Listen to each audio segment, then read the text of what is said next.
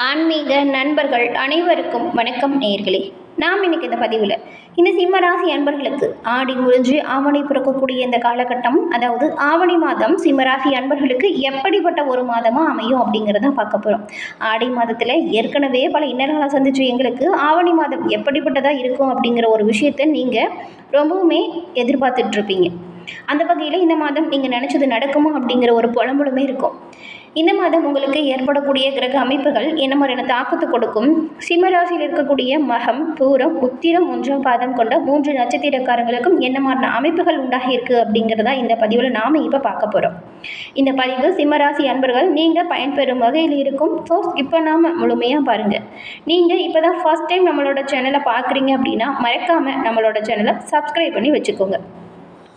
சிம்மராசியில் இருக்கக்கூடியவங்களுக்கு இந்த ஆவணி மாதத்தில் வரக்கூடிய சிறப்பான தினத்தில் என்ன செஞ்சால் நன்மைகளை பெற முடியும், எந்த தெய்வத்தை எப்படி வழிபட்டால் நீங்கள் பல முன்னேற்றத்தை அடைய முடியும் அப்படிங்கிற விஷயத்தையும் சொல்லியிருக்கோம். முழுமையாக பாருங்கள். சிம்ம ராசி அப்படின்னு சொன்னாலே இந்த ராசி எப்போவுமே தலைமை பண்பு கொண்ட ஒரு ராசி. தன்னம்பிக்கை, தைரியம் உங்ககிட்ட நிறையவே இருக்கும். உங்களோட பேச்சு திறமையாலேயே எல்லோரையும் எளிதில் கவர்ந்து இழுக்கக்கூடியவங்களாக இருப்பீங்க.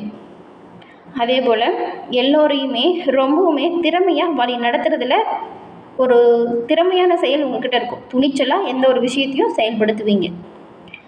சிம்மராசி அன்பர்கள் ஒரு இலக்கு நிர்ணயம் செஞ்சுட்டிங்கன்னா அந்த இலக்கை கஷ்டப்பட்டாச்சும் அந்த இலக்கை அடைஞ்சே தீரணும் அப்படின்னு உறுதியான நிலைப்பாடோடு எந்த ஒரு விஷயத்தையும் செயல்படுத்தக்கூடியவங்களாக இருப்பீங்க. தலைமை பண்பு உங்களை தானாக தேடி வரும். சில நேரத்தில் உங்களுக்கு வரக்கூடிய கோபம் மட்டும்தான் சில பின்னடைவை கொடுத்துருக்கும். இப்படிப்பட்ட உங்களுக்கு இந்த ஆவணி மாதம் எப்படிப்பட்ட ஒரு மாதம் அப்படிங்கிறத பார்க்கலாம். ஆவணி மாதம் அப்படிங்கிறது தமிழ் மாதத்தில் 5ஆவது மாதமாக வருது. இந்த ஆவணி மாதம் ஆன்மீக ரீதியாகவும் சரி, விவசாய ரீதியாகவும் சரி ஒரு சிறப்பு வாய்ந்த மாதமாக பார்க்கப்படுது. ஏன்னா ஆவணி மாதத்தில் சூரியன் சிம்ம ராசியில் சஞ்சாரம் செய்யக்கூடிய ஒரு காலகட்டம். அதனால தான் இந்த ஆவணி மாதத்தை சிம்ம மாதம் அப்படின்னு சொல்லுவாங்க. இந்த மாதத்தில் பாருங்கள், விநாயகர் சதுர்த்தி, கிருஷ்ண ஜெயந்திலாம் ரொம்பவும் சிறப்பாக கொண்டாடுவாங்க. விநாயகர் சதுர்த்தி விநாயகர் அவதரித்த நாள்.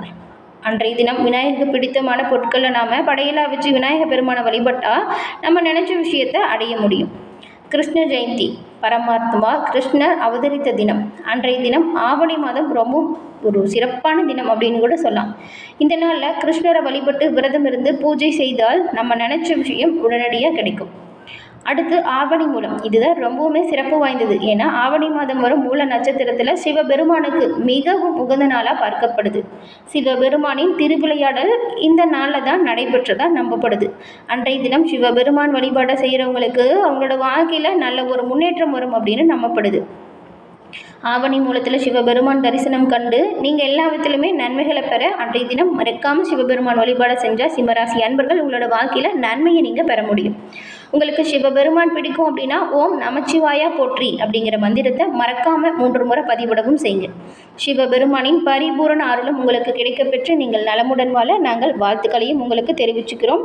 சிவபெருமானிடம் உங்களுக்காக நாங்கள் பிரார்த்தனையும் செஞ்சுக்கிறோம். சிம்மராசி அன்பர்கள் அனைவருக்கும் இந்த ஆவணி மாதம் எப்படிப்பட்ட ஒரு மாதமாக அமைஞ்சிருக்கு அப்படிங்கிறத வாங்க நாம் இப்போ பார்க்கலாம். அதே போல் உங்களோட தனிப்பட்ட ஜாதக ரீதியாக இருக்கக்கூடிய பிரச்சனைக்கு எளிய முறையில் தீர்வு பெற டிஸ்கிரிப்ஷனில் ஜோதிட நம்பர் கொடுத்துருக்கோம். அந்த நம்பருக்கு நீங்கள் ஃபோன் பண்ணியே உங்களோட ஜாதகத்தை எளிய முறையில் கணிச்சிக்கலாம். நிறைய பேர் இவங்ககிட்ட ஃபோன் மூலிமா அவங்களோட ஜாதகத்தை கணிச்சு இப்போ அவங்களோட வாழ்க்கையில் சிறப்பான ஒரு முன்னேற்றம் கண்டதாக சொன்னாங்க. அதனால தான் உங்களுக்கும் பயன்பெறும் அப்படிங்கிற நம்பிக்கையில் கொடுத்துருக்கோம். பயன்படுத்திக்கோங்க. இந்த ஆவணி மாதம் விவசாயிகளுக்குமே ஒரு சிறப்பு வாய்ந்த மாதம். ஆவணி மாதத்தில் மழை பெஞ்சு விவசாயத்திற்கு நிலம் தயாராக இருக்கக்கூடிய காலகட்டம் அப்படிங்கிறதுனால விவசாயிகளுக்கு இந்த மாதம் மிகவும் ஒரு முக்கியமான மாதம். இந்த மாதத்தில் விதை விதைக்கக்கூடிய பணி தொடங்கும். ஆவணி மாதத்தில் திருமணம் தவிர மற்ற சுப காரியங்கள் செய்யலாம் அப்படிங்கிற நம்பிக்கை இருக்குது. ஆடி மாதம் முடிஞ்சதும் ஆவணி மாதம் வரும் அப்படிங்கிறதுனால இந்த ஆவணி மாதத்தை நன்மைகள் தேடி வரும் மாதம் அப்படின்னு சொல்லுவாங்க. இப்படிப்பட்ட மாதத்தில் சிம்ம ராசியில் இருக்கக்கூடிய மகம், பூரம், உத்திரம் 1ஆம் பாதம் கொண்டவங்களுக்கு என்ன மாதிரியான அமைப்புகள் உருவாகி இருக்குது அப்படிங்கிறத மட்டும் இப்போ விரிவாக நாம் பார்க்க போகிறோம். முதல்ல மகம் நட்சத்திரக்காரங்களுக்கு நினச்சதை சாதிக்கிறதுல உறுதியாக இருக்கக்கூடியவங்க தான் மகம் நட்சத்திரக்காரங்க. உங்களுக்கு ஆவணி மாதம் திட்டமிட்டு செயல்பட வேண்டிய ஒரு மாதம். ஏன்னா ஜென்ம ராசிக்குள் ராசிநாதன் சூரியன் கேது சஞ்சாரம் செய்யறதுனால மனதில் வீண் குழப்பம் ஏற்படலாம். நீங்கள் நினைக்கிறது ஒன்று, நடக்கிறது வேறு ஒன்றா கூட இருக்கலாம். குடும்பத்தில் சிறு சிறு பிரச்சனை அவ்வப்போது வந்து போகும்.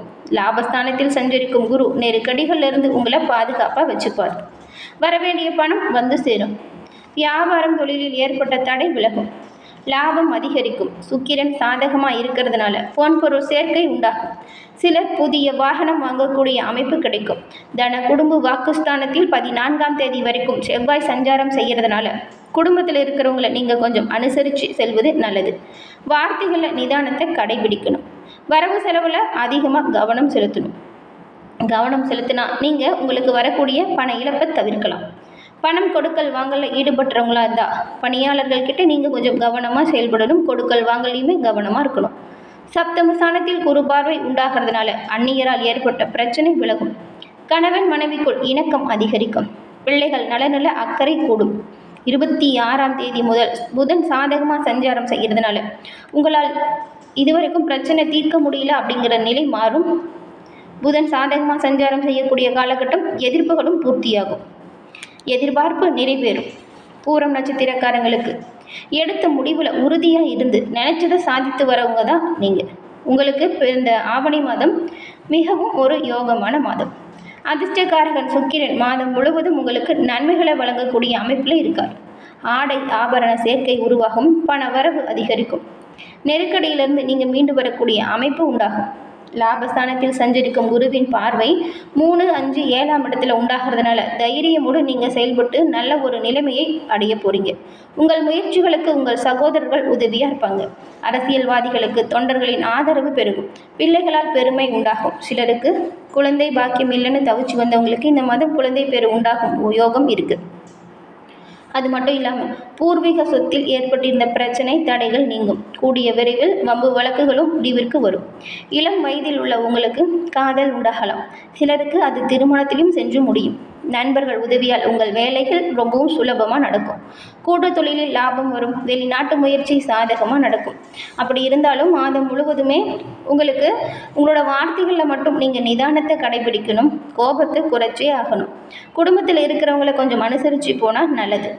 எடுத்துமோ கவுத்துமோன்னு எந்த ஒரு விஷயத்தையும் செயல்படுத்தக்கூடாது.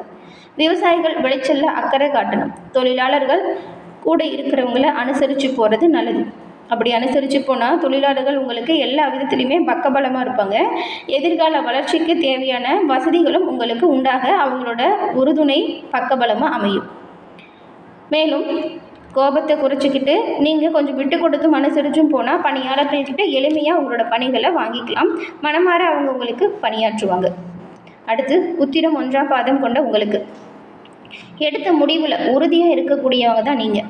உங்களுக்கு இந்த ஆவணி மாதம் கொஞ்சம் கவனமாக செயல்பட வேண்டிய அமைப்பு உண்டாகியிருக்கு. கவனமாக இருக்கணும். ராசிநாதன் சூரியன் ராசிக்குள்ளேயே சஞ்சாரம் செய்கிறதுனால உடல்நிலையில் சின்ன சின்ன சங்கடங்கள் அவ்வப்போது வரலாம். சிலருக்கெல்லாம் தேவையற்ற டென்ஷன் படபடப்பு வரும். இந்த உஷ்ண நோய் உங்களை ஓய்வெடுக்க வைக்கும். ராசிக்குள் சஞ்சரிக்கும் கேதுவும் மனதில் தேவையற்ற குழப்பத்தை ஏற்படுத்துவார். கவனமாக இருங்க. செயல்களில் தடுமாற்றம் வரலாம்.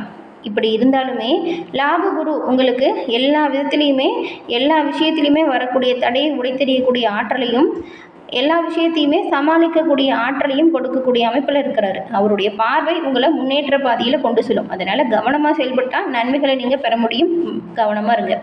எடுக்கும் முயற்சிகள் வெற்றி வாய்ப்பை கொடுக்கும். நினைச்ச செயல்கள் நினைச்ச மாதிரி நடக்கும்.